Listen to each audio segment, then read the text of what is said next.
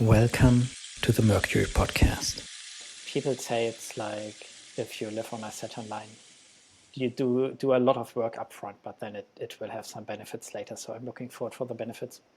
Yes, Saturn is like that.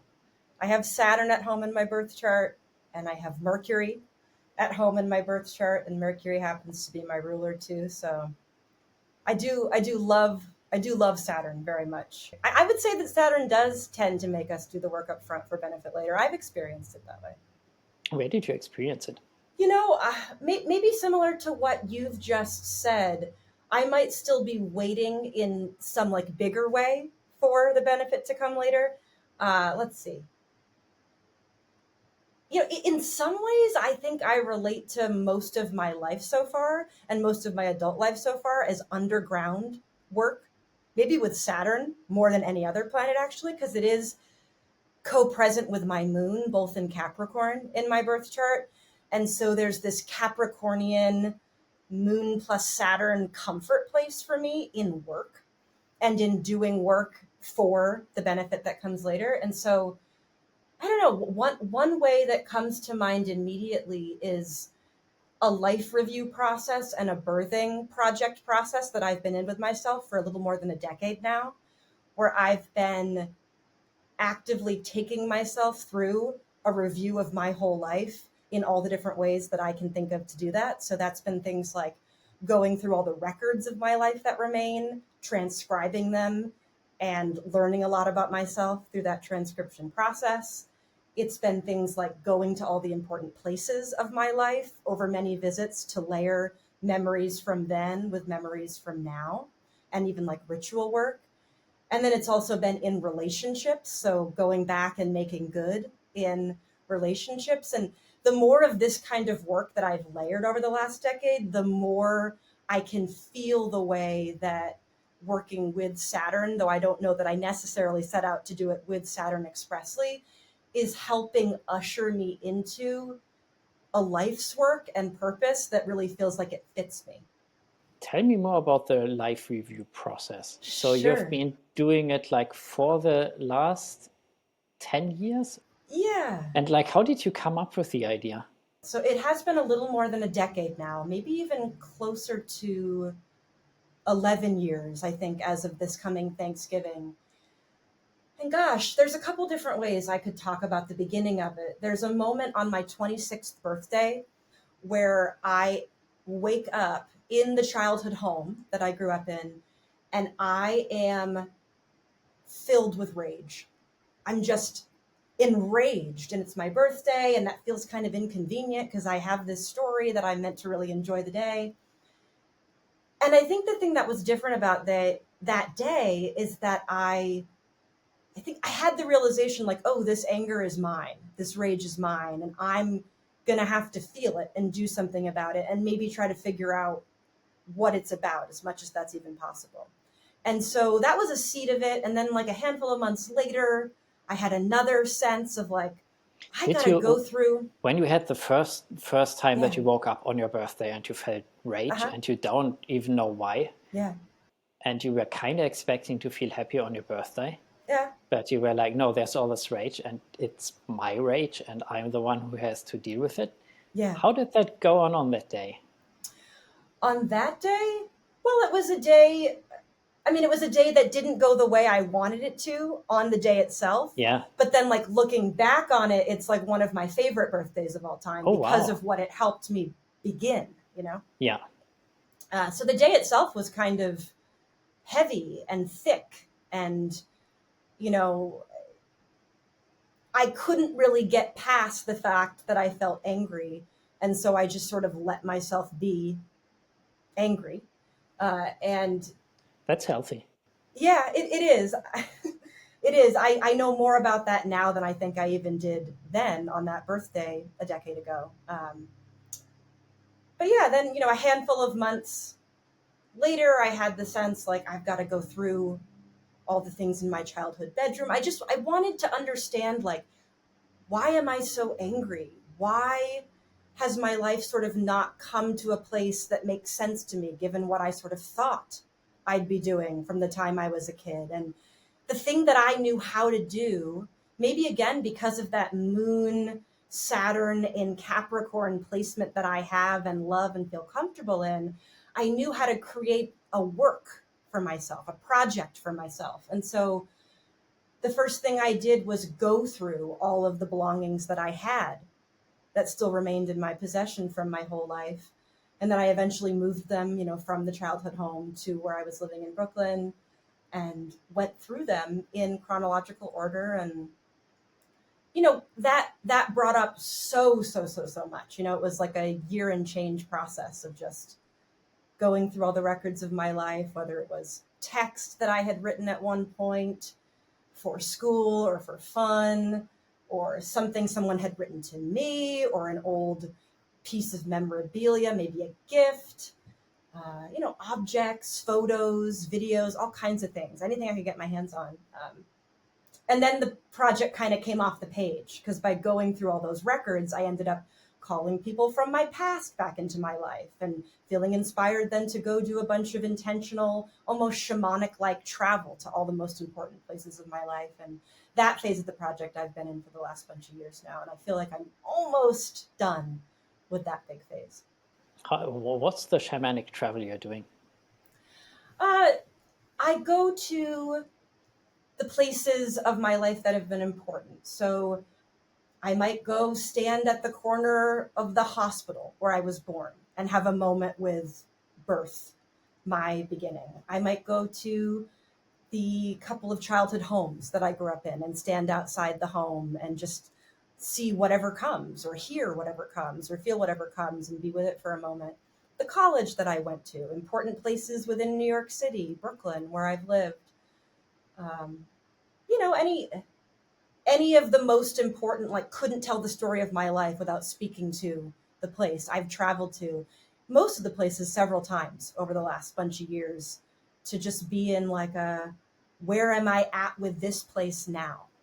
Yeah. Do I feel peaceful and complete? Do I feel like there's something more I'm meant to get just from standing here for a few minutes today? Offering a gratitude to the place and what it gave. Saying I accept things that happen that maybe I didn't like so much, but I see their purpose or their value or their meaning now, this sort of thing. And what effect do you feel from that? I feel deeply in touch with who I am, who I've been, who I am, who I'm becoming. It feels like a real know thyself project in that way. Like, integration is something that I get from it too. It's like I get to watch, or maybe feel sometimes, or hear, depending on the modality that these things are coming to me in. I get to sense into the way that time collapses, right? Like, sure, I was here and living in this house, for example, when I was 5. Now I'm 30 something and I'm standing just outside of it because my parents sold the house and we no longer have it in the same way, but I'm still like making a layer now, and then feeling that sense of like time collapsing. And it's almost like maybe the best way to put it that I have right now is that I feel like I've made my life into a poem. Okay. Like it's living poetry, and I'm getting to write the next line. And poetry and song are two places that I tend to go when like all hope is lost and I have no idea what to do or where to turn to next. It's like the thing that kind of wakes me up and shakes me out of it. So it's like living poetry or living music, living song, by visiting places and making layered meaning, and just like so magical to feel both the then and the now and the everything between, like in an instant, in a second. Yeah. Yeah. Sounds super beautiful. Yeah, thank you. It's been my life's work, really, or at least one big thread of my life's work so far. And I've had the pleasure of getting to do it with a handful of the people who I'm closest to in my life, like visiting places with them and taking them on some journeys too. And so I've also gotten to see the way that it works on other people besides for me too, in some ways in recent years. It's been really a joy. One of my favorite things that I've done so far in this life. Yeah, it's always like, I feel when you visit a place where you used to spend a lot of time and then you've not been for a while, then when you come back, you get a pretty clear picture on what has changed and also who you have been and the ways in which you maybe still are the same person and also the ways in which you have evolved. Yeah, totally. Totally. Perspective is a word that comes to mind to describe what I feel like I get and what it sounds like maybe you're saying too about this sort of thing. And integration, just this sense of like, yes, this too. Yes, this too. And that. Then there was this year and that year and this year, that moment, this moment. Oh, like the juiciness of the all of that is one of my favorite, most alive, blissful places. Yeah. You said when you were in your childhood home, sorry, when you were in your childhood home on your birthday, you Yes. said you felt like you were not really doing what you wanted to do in your life. Yeah. Yeah.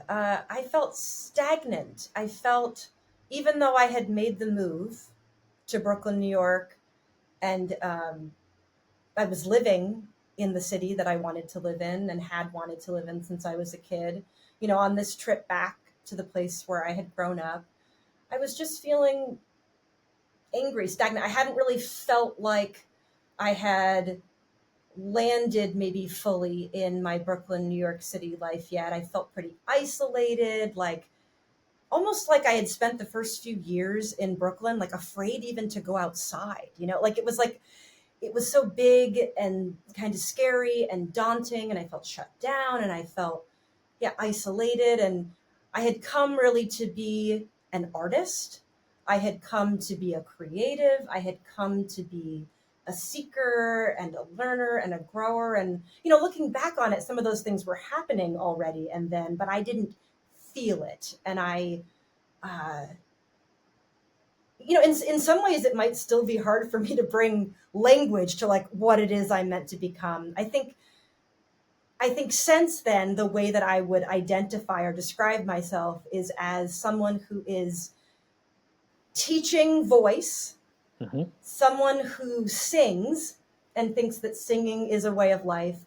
And then also this piece I've just been describing about life review work and what does it mean to really birth ourselves, to integrate, know ourselves, perhaps individuation, coming into a true individuated adulthood that allows for eldership. Those feel like the things and the work that's come from that painful moment a decade or so ago when I was like, I feel stagnant.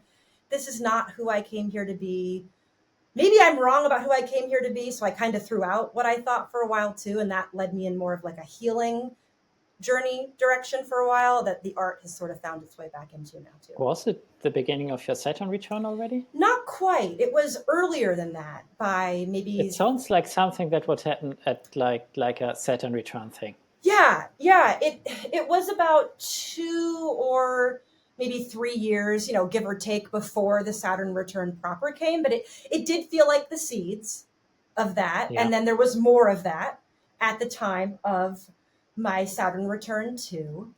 And more sense, like every 3 years or so, Saturn moves to a new sign. And so even though we get a Saturn return in our late 20s, early 30s, that's like Saturn has finally made one whole revolution and is back in the place it was when we were born. I like to think of it as like every 3 years we're getting a Saturn return somewhere because it's always returning to somewhere that it was, right? And so it was kind of like a Saturn return before the Saturn return that was what we normally think of. And Saturn's been returning ever since. It's never not returning, I think. It's one way that I like to think of it. It's so interesting that like there are very few people who are like, okay, I like Saturnian energy. I like the Yeah, I really do. that kind of seriousness. I do. I mean, I'll say one more thing about that.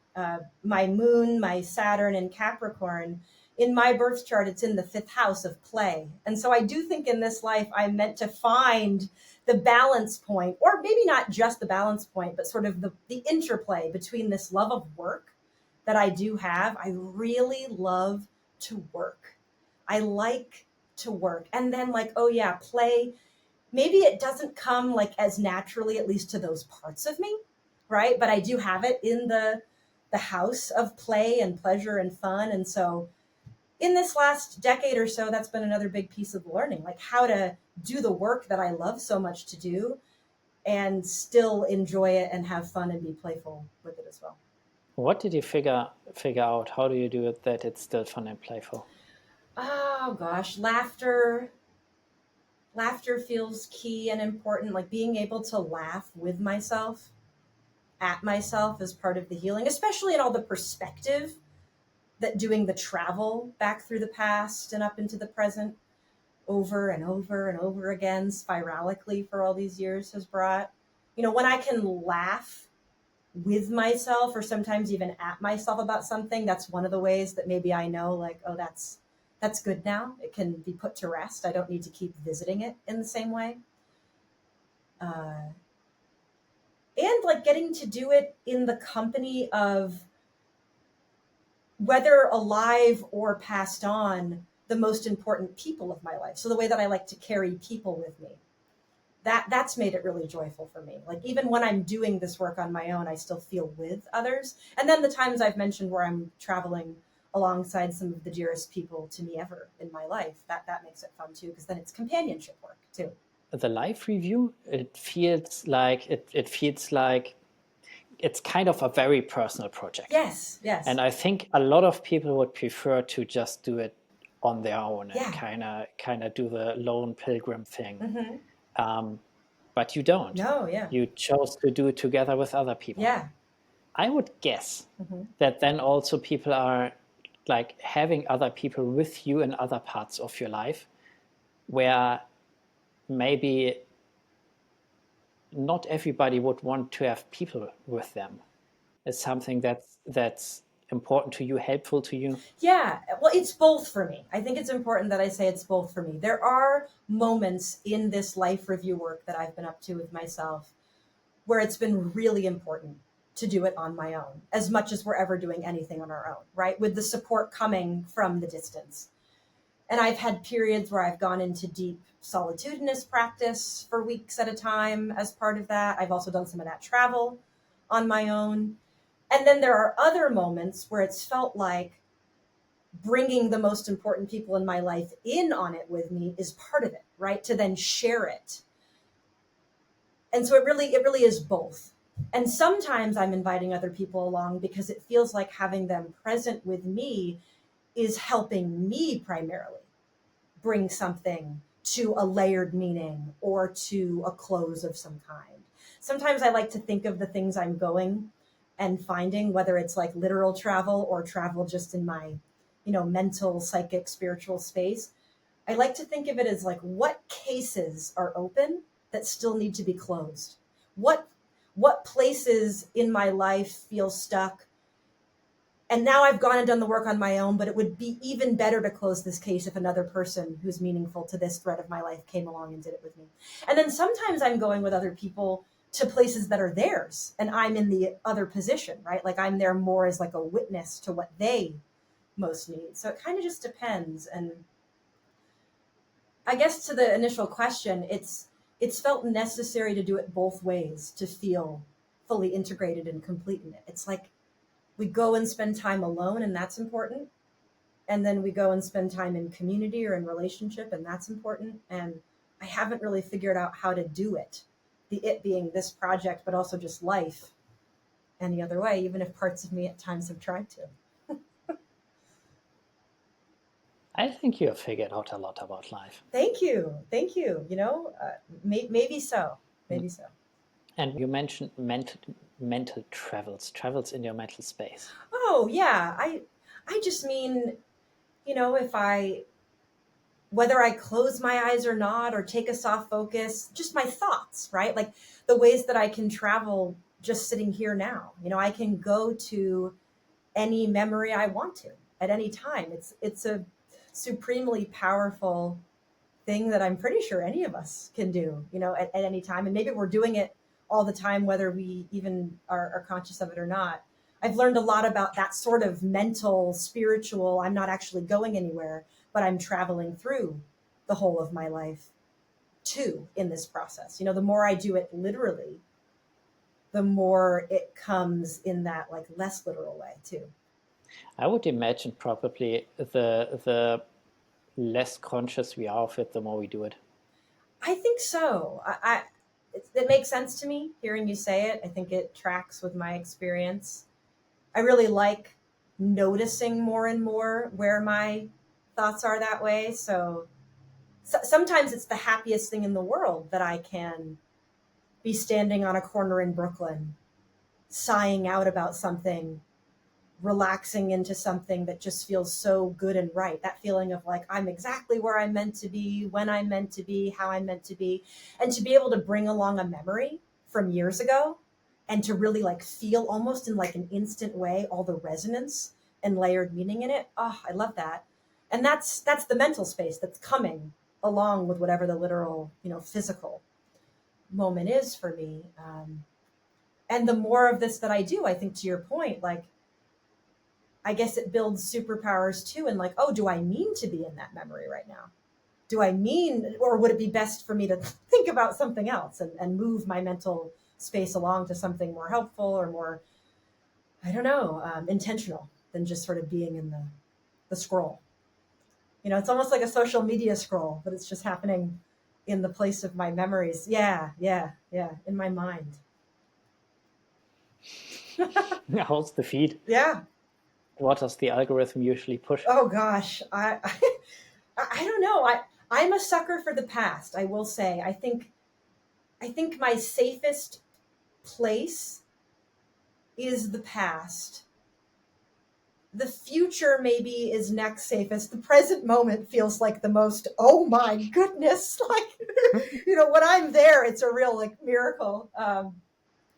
I joke a bit, but also I think there's something really true about that for me. If I have an algorithmic pleasure place or a place that I might indulge a little too much that way, I think it's in the past. It's in like the years gone by. It's in almost like or maybe an ecstatic grief for the past is maybe an algorithm that I ride, sometimes more than I consciously mean to. And in other moments, it's nice to really be able to tap into it and really feel, what's already happened, what's gone, what's lost forever, but also not, because nothing ever is, that sort of thing. That sounds like a very sweet melancholy. Yeah, I do that well. I do sweet melancholy pretty well. It's a comfortable place for me, and the past is great for that. I don't know if there's any other time that's better for sweet melancholy than the past, but I am prepared to be wrong about that too. In my mental feed, it's mostly future. Sometimes up to a point where it's annoying. Yeah, I can imagine. What's it like? What's it like to be mentally in the future so much of the time? Oh, it can be anything, because they're just like endless possibilities. And well, what happens is then, of course, another thing. But like you can choose to go to like really beautiful places. You can go to exciting places, horrible places, scary places. Sure. And it's when you think about the future, it's totally up to you. Yeah, that's true. That's true. I thought most people are more, or like maybe everybody's more in the future, but maybe I have no idea. I'm just assuming everybody kind of thinks like me until I hear something else.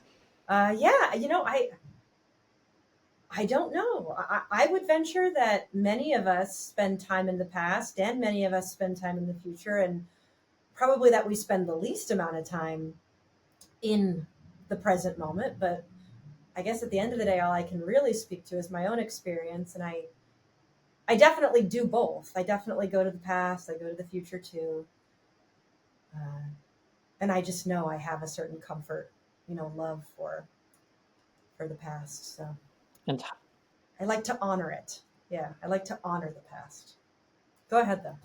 I wanted to go back to your voice practice, life's Yeah, work. sure. Yeah. You at 26, you already knew that you wanted to do it. So did it start super early? How did that start? Sure. Well, I've been in theater, music, dance, the performing arts, one way or another all my life. And so at 26, I was pretty divorced in some ways from those practices, though they were still close to my heart. And I wouldn't say that at 26, at that birthday that I've mentioned, that I knew I wanted to be a voice teacher. I don't think I knew that at all. That's not something that I could have predicted, except for coming to it through the process of this last decade. But I did love singing very much. And, you know, I guess it's, I guess it's that I loved singing very much, but I also felt kind of stuck in it a lot of my life. I was sort of someone who always felt good enough to be in the choir. Maybe I'd get a solo line here and there. I had some parts as a musical theater kid growing up, but it also just sort of felt like, I don't know, there's some voice in me, there's some singing in me that I haven't really known yet, or tapped into yet, or experienced yet. I can remember times as a teenager walking around the house I grew up in with a tape recorder, recording myself singing and then playing it back and trying to understand, like, what is the voice and how do we work with it? How do we play with it? How do we be with it? So around that 26-year-old moment that I've mentioned a few times now, I began the life review process, which eventually put me in touch with the need to bring the project off the page and back into voice again. And I was lucky enough to find a voice teacher through a former job that I had had. And his name is Jonathan Stancato, and his voice practice is called Inside Voice. And he's also known for his Sing a Secret workshop. And I felt very called to go and attend his Sing a Secret workshop around that mid-20s moment. And from the moment that I was in that first Sing a Secret group workshop, I knew that I had found a good and right place for me to spend time for a while. And so I ended up in some private sessions with him for many years. I did all the group work that he offered, both Sing a Secret workshop and some other things too. And then eventually got to apprentice and trained to become a teacher in the work. And now I'm in a practice that is my own, and I like to call it the voice work. So my practice is the voice work. And what's the thing about the voice that's important to you? Well, everything. I mean, voice is one of the ways that we meet ourselves, that we meet the other, that we meet the whole world and universe. Because even silence to me feels like voice. So it's kind of like whether we're silent, breathing, making sound, speaking, singing, it's unavoidable. You know, it's like it's not really possible to exist without it. And why would we want to? So my teacher, Jonathan, gave me what I'll say now, which is that the voice is me. The voice is you. My voice is me. Your voice is you. We are our voice. We all have one great big voice made up of infinite voices, or maybe infinite voices made up of one great big voice. And to befriend the voice, to like my voice, to take pleasure in my voice, can feel like a radical, revolutionary, loving act in this world, I think, too. So I love it for that reason as well. Did you not like your voice at some point? Oh, gosh, yeah. I mean, like I was saying before, I've been a singer one way or another all my life, but I think most of my life as a singer before I found this voice work was pretty torture filled. You know, like it had the parts where I felt good enough at it and called enough to it to do it. But I don't know that I ever felt like I was being it, which is a different thing, or like sensing it, experiencing it, moving something through the whole of my body with all of my spirit expressed. And so definitely there are many, many, many moments in my past, speaking, singing, where I felt quite self-conscious of my voice, whether it was speaking or singing, and whether it was like in an intimate moment or a social moment or a performance moment, like, any place it could come up. It still does sometimes. I just have a lot more tools and a lot more, that's the way of it sometimes, and a lot more deeper love for my voice too to help navigate those moments. What do you think is up with that, with people not liking the voice sounding weird when you hear it in recordings, things like that? Yeah. Yeah. Because at least that, well, I think, is something that most people have, at least when they start to listen to recordings. Yeah, it's common. It's common. I think the recording thing might be partly that then the voice is disembodied. So maybe it's a strange thing. Like, when I'm in my voice right now with you, especially as I take a moment to think about it consciously, it's a felt experience as much as it's an oral experience when I feel best.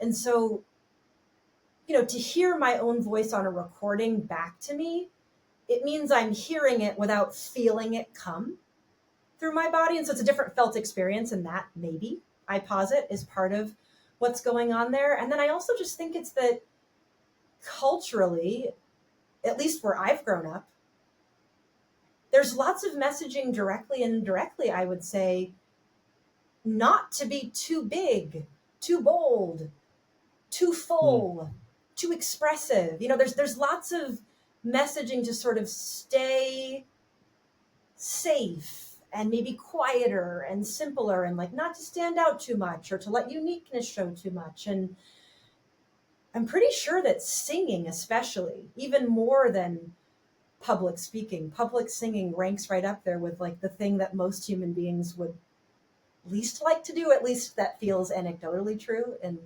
all the work I've gotten to observe my teacher Jonathan do, and then that I'm getting to do too with many people from all different walks of life. I feel in like Western culture, whatever Sure, that yeah. is, I feel like I agree. Yeah. singing is somehow seen as super suspect. And if somebody would just be walking down the street and singing, people would think, okay, something is up with them. Something is not right with them. And if you look at how we are when we grow up, and if you look at other cultures, it's weird. Yeah. Yeah, it's weird. It's strange. And what's weird and strange about it? I think it's that presence, joy, even when the joy is a joyful rage, it's being embodied, like that's strange. Being soulful, being spiritual.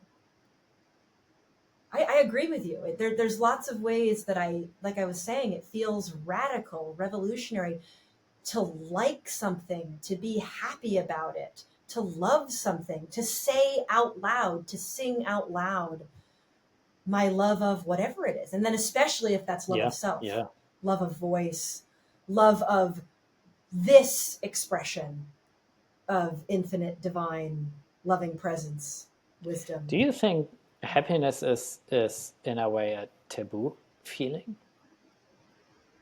Or do you think it's like all feelings, when they're getting too strong, people become a bit suspect? Yeah, that sounds right too. Though I think there might be even more of a taboo in my lived experience toward happiness, maybe even joy is a better word for it. Like, that's even scarier somehow to really release into and be with and to sing. I see it too, but it does not really make sense to me why that is the case. I don't know. It's like a, can it be this good? Can it stay this good? Of course, everything always changes, so it won't. And that's the fun of it too. And so it's like maybe it's easier sometimes just to stay neutral or towards something a bit more negative, because then the fall isn't as far. I don't know. I wonder if it has something to do with control, because it's like when you're neutral, when you're controlled, it's kind of like things are predictable. In a way, it's safe. Yeah, yeah, and that's a great word to bring forward because it's a word that comes up a lot in the voice work. And what does it mean to control the voice? What does it mean to have a controlled voice? A lot of people come in thinking that that's what they're coming to a voice lesson or a voice session to get more than they already have. Control of their voice. And what they actually want to do is just set the voice free. Yeah. Yeah. Or they might even come in saying, same for me. Like they might come to a session saying, I want help freeing my voice. I really want to be in and with my voice. And then getting into the work, a lot of times what comes forward is fear about not being in control or having to release some control and be in a different trust with voice than they've ever been in. That's a huge part of what my voice journey has been, is still about. And that's true for me in speaking as much as it is in singing, and even in those like silences between sound. Yeah, control. It's a really good point. It's a really good point. And giving up control, realizing how little control maybe we even have or what we have control over. Sometimes I like to reframe it with people I'm working with and with myself too, to say, well, what if it's about expanding the possibility of range, resonance, and control, or whatever the controlled voice might be, is one option of many. And we're not like getting rid of it. We're not getting rid of the option for control, whatever that might mean. We're just also allowing a lot of other possibilities too, like crayons in a crayon box, so that we have agency to choose how much control we want to bring to voice in any given moment. And yeah, I think we end up doing a lot of meditation on like, what even is control? What even is it? And how much of it do we even really have? Maybe not nearly as much as parts of us like to think. It sounds to me like the voice is one of the things where like you look at it and the whole life or the whole experience of being human is reflected in it. Yes. Yes. Yes, I would say that. I would say that we are all singers, that every human being is a singer. Maybe we're not all going to make our profession singing. Maybe we're all not going to make our living that way, but I think it's great that we all make a life that way. And I do think it's one of the healthiest ways we can be in and with our humanity, to move what we're feeling, whether it's ours or something we've been carrying from long ago or something we picked up from someone else we were with recently or not, and move it through, make something of it, release it, give it back to the all, and be human while we're doing it, and then human again once we've done it. And it's also why this voice work has been such a good pair for me with the life review work that I came up with to do on my own in a more private way, that may become, and I hope will become, more of my professional life's work at some point too. This voice work with my teacher, Jonathan. I think that would be great. I think the life review work, that's I've not really heard of people doing something like that. Yeah, and thank you. I think it can also be super powerful, beneficial. Yes, thank you. I mean, one of the chief ways that I was able to make it through the life review process that I was taking myself through, and still am to some extent, for this last decade, is because of this voice work in my life. Like, they really track together, and I feel very called both to teach the voice work, to be with people in their voices, spoken, sung, and also to help people arrive in the present and presence of their lives by really knowing themselves and knowing what their life has been, what it is now, what they want it to become, by being really familiar through a review. What do you observe with yourself, like when you're working with your voice, maybe trying to release control or getting to know it better? How does it ripple out to other parts of your life? Sure. Well, in all kinds of ways. I mean, I think first and foremost, it has me in more congruence and integration with myself. So like at more peace, more breath, especially that releasing of control. I mean, even if I just think about releasing a little bit more of it in this moment, what comes, it's like the deeper I'm listening to my own voice and with my own voice, the more that I can do that with whoever I'm with. So more listening, I think, comes from it. And that's really a strengthening thing for relationships, of course, whether personal or at work, professional. And then it also increases the way that I feel connected to the great big mystery, too. So it's like everything. It touches everything. It feels like it starts, here inside of me. It comes up and out, or even if it's just voice in the sense of like maybe more metaphorically, maybe it's writing, maybe it's a thought that I have. That's voice too, in a way. The way we speak to ourselves when we're not even making a sound, or the way we sing in our dreams. I really don't think there's any piece of my life that it doesn't touch in every single moment. But perhaps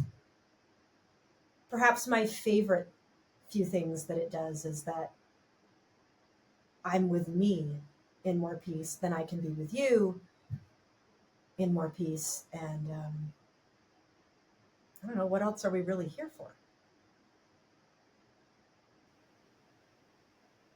When you were mentioning the mysteries and how it makes you more in touch with the mysteries, I was thinking of like Taoist monks who practice martial arts, for example. And for them, that is a way to get in touch with the mysteries. And made me wonder if there's like,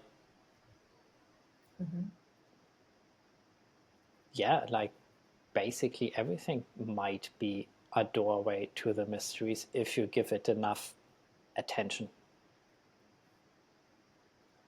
Yes, I think so. And the way that I've chosen in this life, I guess, is to give attention to my voice, to your voice, to the voices around me and all of the many others.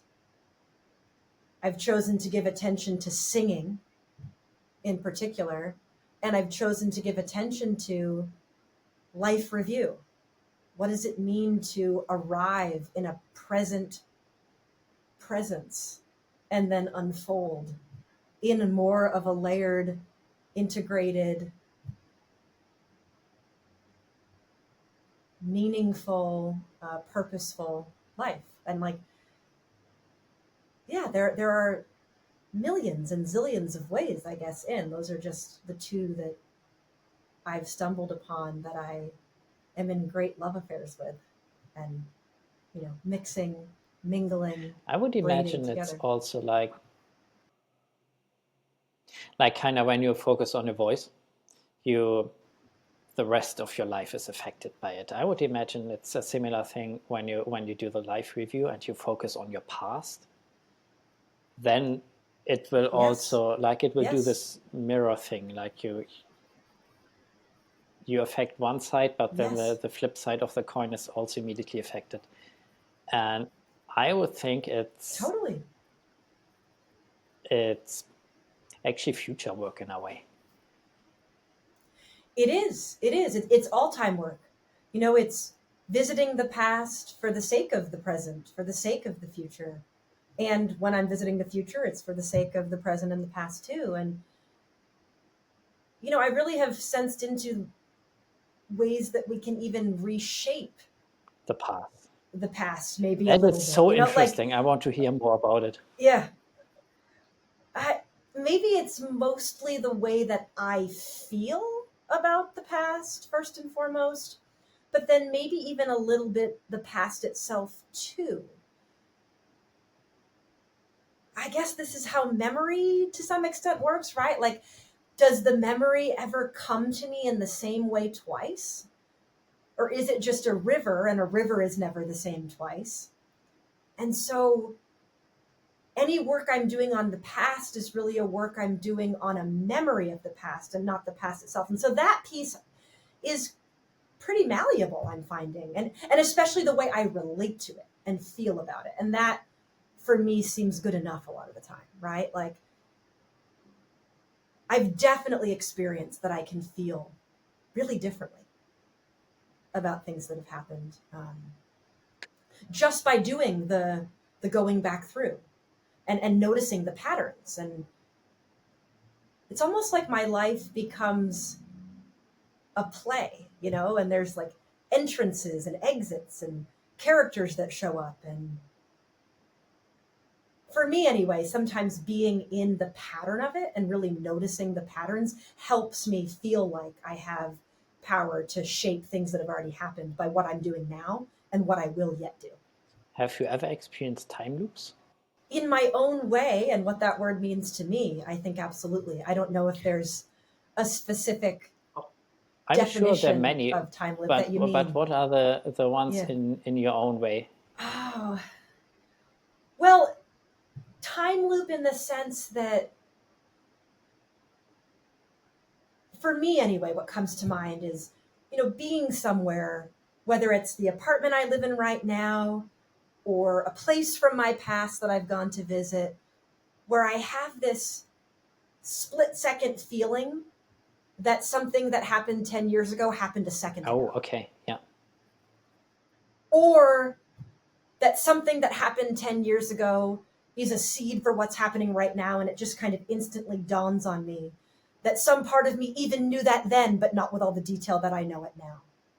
So loop in that sense. Yeah, maybe more will come to me. But my sense as you ask me is like, yes, I love a timeline. I love a time loop. I love time. I love tracking timelines, and I love the challenge of having to bring meaning. If something gets rescheduled, I wonder what the meaning I'll be able to make of that reschedule might be. I wonder what the conditions will be when it actually happens, if it does, and what I'll be thinking of then that I wouldn't have been if it happened at the time it was originally meant to happen. Yeah. And round and round and round I go. So certainly time loop in that sense. I have it sometimes that events happen and I feel like they have been rippling to the past, and then I'm like, as it's happening, I'm like, okay, so that is what the thing, what that was Yes. about. And Yes. it's kind of like maybe like living through a memory Yes. that you Yes. had 10 years ago of an event in the future. Yes. Yes. Yes. Yes. Trippiness like that has certainly been present for me. Lots of, oh, of course that was the way it was going to go. Of course it had to be this way and not that way. And of course I somehow knew that then. Like that's what comes up for me the most, I think. It's like something will be happening in the present Yeah. moment. And I'll finally, because it's happening, maybe have a safety enough to admit to myself that some part of my big mysterious consciousness knew Yeah. it all those years ago, but couldn't quite fully admit it then because maybe there was too much of like an uphill climb still to make, or it would have asked me to feel grief in a way I wasn't ready to yet, or whatever the case may be. And then the time collapses and the past and the future are with the present. And I absolutely love that kind of a thing. I feel very alive in those moments. It's very Yeah. exciting. And it's Yeah, it always, is. to me, it always feels like, how should I say? Like, it's just so astonishing and amazing. It is. I love the word astonishing. It's like, wow. Yes, So this is how things work? exactly. Yes. It's like if you have like a mechanical clock, Yeah. but like the one with glass on the back. So if you turn it around, you can see all the little wheels ticking. Yeah. And then you're like, whoa, so that's like all this thing is behind this simple face with two hands? Yes. Yes. That's how this works. And then like in the next instant, my knowing how it works disappears again. And there's this dance, for me anyway, between the remembering, knowing for a second, and then completely forgetting and having to be in the trusting, learning, I don't know when I'm going to get another moment like that again, feeling. And that's juicy in its way too. And no matter how many times in all of the years of this being embodied in my voice and going through the records and the places and the relationships and layering meaning, no matter how often I get one of those holy moments of, aha, this is astonishing, I'm just as astonished every single time. Like, it just blows my mind in the best way every time. And I don't know if it's a high that I'm chasing or if it's a way that I'm meant to live, or if it even matters, but it's some of the best living I've known. It's maybe like chasing a memory, like I love to do that. When you wake up from a dream and you're really trying to remember it, and then like bits and pieces start coming back. That's a bit like how it feels to me often. Yeah. And just like when you wake up and you try to remember the dream, that's when the memory will start to come back. I feel it's the same with time. If you try to see the thing behind time, well, I have no word for it, but like if you try to see the thing that the whole time spiral is made up of, like the more you put your mind on it, the more it will appear. Sure. And it's quite nice. It's quite enjoyable. It is. Yeah. I feel powerful when I remember that I can go within and visit any place I've known or any place I can imagine, any person I've known or can imagine, any relationship I've known or can imagine. Yeah, it's a powerful thing, those moments where I'm just within me, the rod that's plugging into whatever electric currents, earthy currents I can, and I don't have a word for it either, but being in that, I don't know, like almost void space in a way where I can do really whatever I want. I can go anywhere I want. I can be with whomever I want. And then notice the ways that some of that comes to life in my physical, tactile, out in the world experience because I went there in my mind. Do you have any conscious memories of the future, or any feeling like you're being pulled somewhere by some future you or something in the future?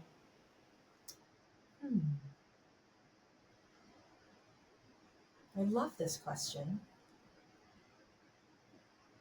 I definitely have the experience that I'm being pulled or ushered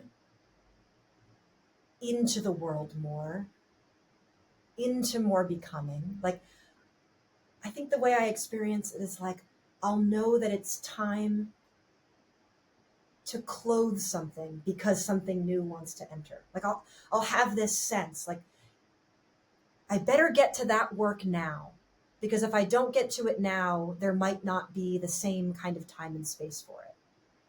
And that feels like some bigger, more all-knowing consciousness that's helping guide me to a timing of something. I definitely have done some work at times, certainly when prompted, in all the different containers and modalities that I've been lucky enough to experience in this same last decade or so that I've been on this voice journey and life review birthing project journey, to do intentional future imaginations and things like that. But I don't know if it's as much my thing to kind of accidentally Stumble across that. stumble across it. I think I tend to stumble more into the past. Sometimes in those past moments, I've been able to determine a flicker of what will happen later that I've now lived through. So I do kind of have that. But it's not usually with lots of detail. It's more like, oh, yeah, I guess that's going to have to happen later. Like that next step is not going to be now. It's going to be later. And that's the best I think I know how to say that. Life. I know it's a wild ride. I could probably stand to do a bit more of the stumbling upon the future. I wouldn't mind letting this be a moment where I call some of that in because it would be new and different for me to experience that side of time as the thing I'm stumbling into and upon. Maybe shake things up a bit. And I've done so much of the past work that I'd be okay to experience something new, to have a new way into the mysteries than what I've known so far. I have like,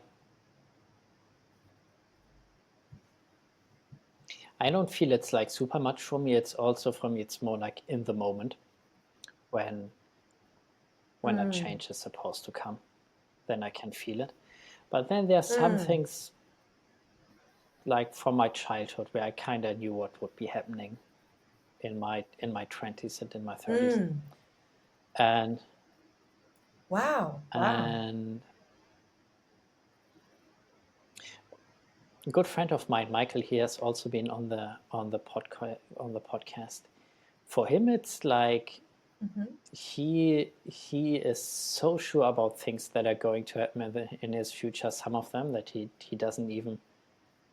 It's not even a worry for him anymore, and he makes the craziest life decisions. Like really things where I would say I would not do that because it looks stupid on paper, but he is very confident in them. And Right. there is a fair amount of chaos involved, but usually it works out, or maybe even always it works out in the end in a way where he's like, well, that was just supposed to him. I aspire, I think, to have more of that sort of confidence in future happenings than I've known so far. I think there's something of that I'm hungry for. Maybe I'll need to speak with him and learn from him about how to get more of that going. Do you do any dream work? A bit. I think for a while in this last long time of doing all the life review work, I didn't necessarily have space to be in tons of dream work. It's like instead of recording night dreams, it was like I was recording quite literally everything that had ever happened that I still had access to in some way in my whole life. And so that is a certain kind of dream work, but not quite the same as recording nighttime dreams. I've done a little bit of that here and there,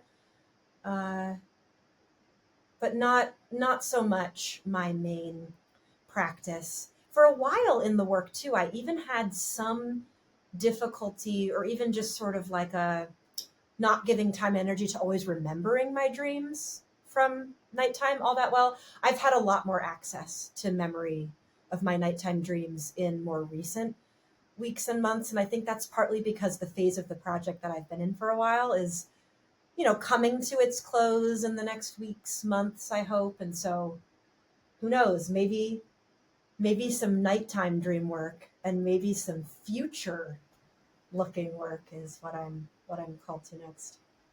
That would definitely be interesting. I would be super curious if you do either of those. I would be super curious about the results. Yeah, me too. I love the prompting. May it be a seed that we're planting together for my next adventures. And did you ever play around with viewing life like a dream, or? Oh, yeah. Like a dream. Yeah, like a play. Both. How did that go? Well, I think it brings some of the laughter that I mentioned a bit ago. Like it, yeah, it allows me to be with the ridiculous, the comical. It allows me to make sense to the extent that I like need to or want to, and also to give myself permission to not need it to make sense too. Like there's something about dream world where things can kind of go however I want or need them to. And the same thing can be true to some extent of, the theater, a play. Like there's things that can happen in those worlds that maybe don't happen in real life, except for then they sort of do. So for me, I think it's a way to bring playfulness and make sense or not make sense, whichever poison I'm into, whatever flavor I'm into in the moment. Like the dream either makes it make more sense, or it's a reason to be like, oh, it doesn't even need to make sense, it just is that way right now, and maybe it'll make more sense later too. Like it lets me table it until a moment when the dream, oh, that's what that dream is about.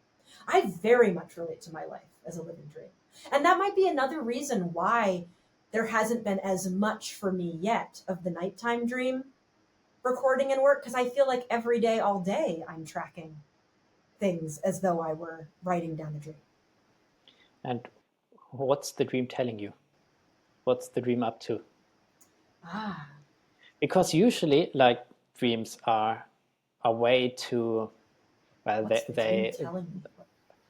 A way to communicate, with your subconsciousness, maybe with other types of consciousnesses. If you look at your life and you're like, well, this is one giant long dream. Yeah. What's the thing it's saying? What is it talking about?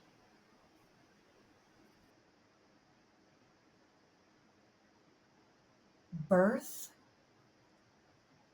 Birth is a word that comes to mind. I think it's telling me to birth myself. It's telling me to help other people birth themselves.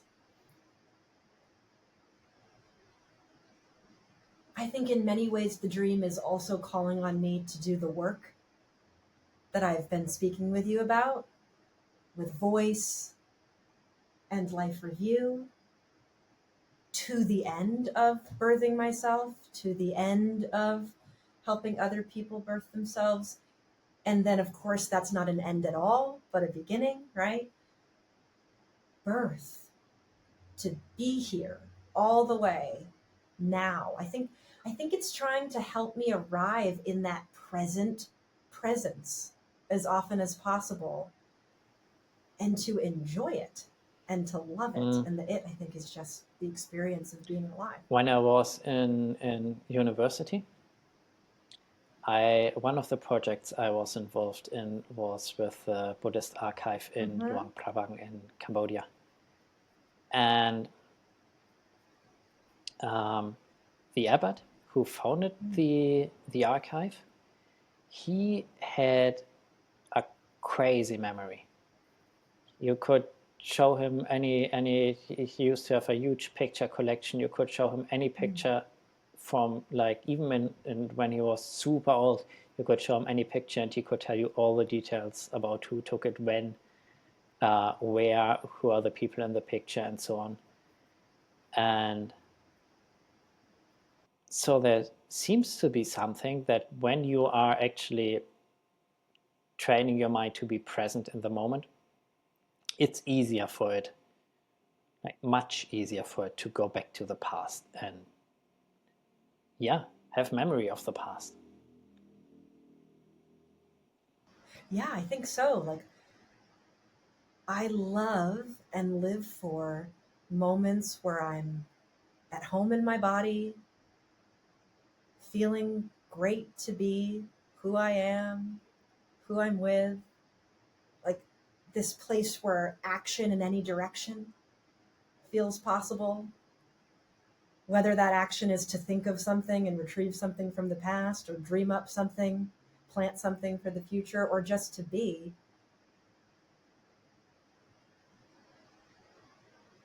And singing, to this point we've been making about how there are so many ways in to the mysteries and to presence, like singing has got to be my favorite way. And in singing as this present meditative experience, like singing the song, whatever song is there, just starting, making a sound and going with it. I can, we can, you can travel anywhere with more ease, anytime, any place, anywhere. So I agree. And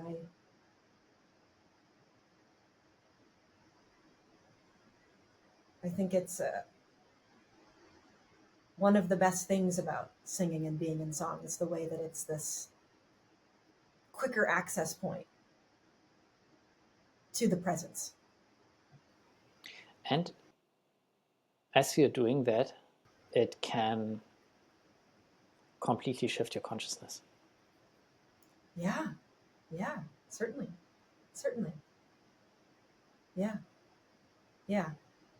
Yeah, I've definitely had experiences both in the voice work and in the life review, birthing project work of, wow, it's like my sense of what is, what's possible, what's been, just my presence is bigger. I have more centrality somehow, like I'm centered in something and I can go anywhere I need to from here. It's like I'm very sturdy in something, and I'm also so flexible that any direction I might choose is available to me. Is there something where you feel we should still talk about it? I appreciate that question.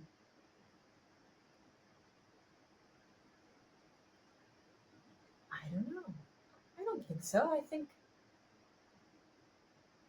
I feel pretty complete. I've gotten to share about the voice work, which I love very much, and the life review work, which I love very much, and I've also gotten to talk quite a bit about time, Which you love very much. too, which I do love very much. So, yeah, no, I don't think anything in particular is coming to mind to talk about. I don't know if there's anything that it makes sense to do to make sure there's some kind of a close when you go in to I was wondering if you could sing something. make a cut. Oh, goodness. Oh, goodness. I'm sure I can. I might just need a moment to think about what. I wonder, would you be willing to do something with me for a moment, where if I introduce a simple piece of text and then sing it, would you also be open to then singing the piece of text too? We could see how it goes, because it's sort of like, Oh, absolutely. yeah, okay, because I think that might be a good way. So there's a piece of text that my teacher Jonathan gifted to me many years ago that I like to use in the work at the beginning of a session, whether it's an individual session or a group session. I ask people, much like my teacher taught me to introduce themselves as singers with beautiful voices. So the piece of text is, "Hi, my name is Alison, and I'm a singer, and I have a beautiful voice." And then, I would go around the room, and so you'd be next, and you'd say, "Hi, my name is," and then you'd say your name, "and I'm a singer, and I have a beautiful voice." And then we'd bring it into song, whatever melody comes. There's no real right or wrong way at all to do it. And so for me in this moment, I'll speak it first. "Hi, my name is Alison, and I'm a singer, and I have a beautiful voice." And then I'll sing it.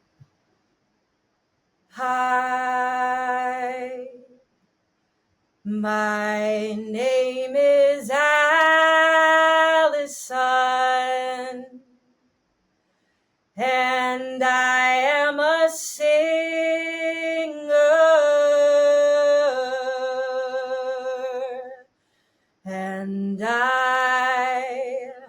have a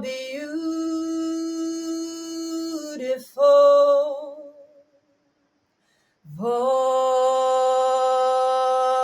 voice. Wonderful. Yeah. I go now, huh? Yeah, and then I would invite you. Why don't you speak it once? And then Okay. whatever melody comes, there's no right or wrong way. There's just the you of this moment in speech and then in song. Okay. Hi, my name is Lars and I'm a singer and I have a beautiful voice. Hi, my name is Lars and I am a singer and I have a beautiful voice. Yes. Thank you so much. You You do have a beautiful And voice. so do you. And it's coming so naturally. So does everybody who's listening to that. Yeah, yeah. And I'm so grateful that you affirmed yourself and me in that way, because that's another big part of the process is, whether it's me or you or a whole group of us, the group's job, the other's job is to say, yes, you do, and to affirm and welcome the voice to the space. And so I couldn't agree more that you do have a beautiful voice and I do have a beautiful voice. And for everyone listening to the podcast, you do too. And I invite you to borrow this text and to try it for yourself. Alison, thank you so much. Thank you so much, Lars. It's been a pleasure.